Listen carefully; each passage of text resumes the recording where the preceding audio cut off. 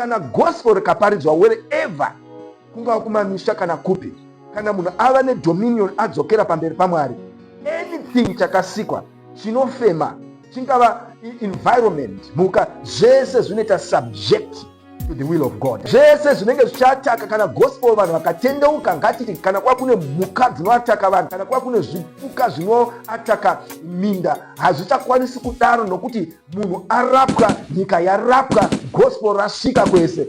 Chisikwa chichava nefear yaMwari wachakaisirwa pano pasana munhu. But kana munhu asiri pamberi paMwari, we still have a problem. So the world inongogadziriswa negospel. Ndosaka pakanzi to every creature.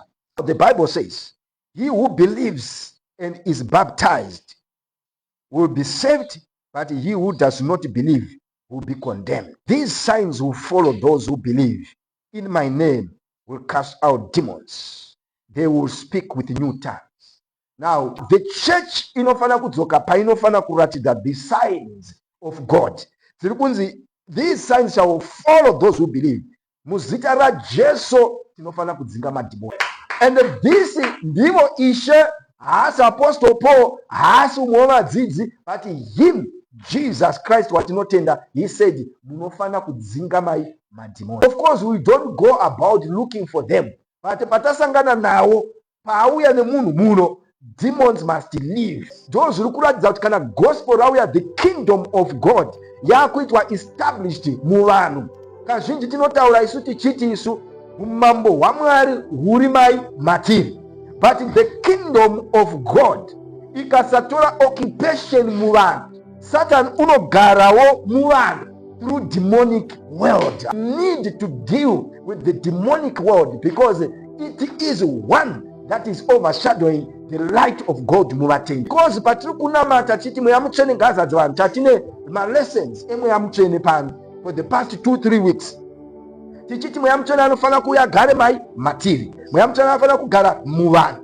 Now Jesus is very specific kuti ameshene izvozvi. It was not coincidence. Ari kuziva kuti apart from occupation yemweya mutsvene inofana kugara matiri, if the church does not preach the gospel, casting out devils, destroying the kingdom of darkness, vanhu vanoramba vakabatwa. Satani hatizombofi takamuona kana kuzoona madhimoni ane mazimbere achifamba kuti atauya tiri pano. Anotopinda muvanhu otanga kuzviratidza nemanifestation yeunipi, nemanifestation yekukanganisa zvinhu, nemanifestation yekudzipa nekuopressa vanhu. Saka Jesus instructed us as a church to say we need to cast out devils and they will speak with new tongues. Takadzidza the reason why we should speak with new tongues, and nemareasons acho achadzokeri ikoko, inyaya yekuparidzwa kwegospel.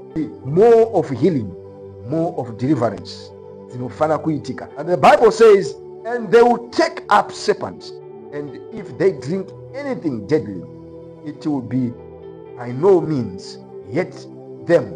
They will lay hands on the sick and they will recover. The serpents taitaurwa inyoka, but it does not mean we go about looking for them. But church ikasvika pa authority yokuziva kuti hakuna cha Satan chinotokuwadza, hakuna cha Satan chinotovhundutsa, hakuna chomuroi chinotovhundutsa, kureva kuti we don't need to fear anything of the darkness. Hallelujah. Zvingava zvouroi, zvingava zvechii, zvingava zvosatanism, until the gospel have dominance yesimba raSatan, dominance yedarkness, tinoramba tiri isu tinova vanhu vanokontrolwa naiye Satan. Ndosaka muno tiri kunamata kuti revival ichauya munzvimbo ino inofana kutamisa kana n'anga nevanoti hirihiri nechinye zvivaprofita zvenhema nechinyi, kuchamuka zviri zvezvokwadi chaizvo. Long God support us. Tinoda kuona the glory of God visiting this territory. God dominance yesimba. Why should the darkness continue to stand together with the light? Bible noti kana chiedza chauya rima rinotisa.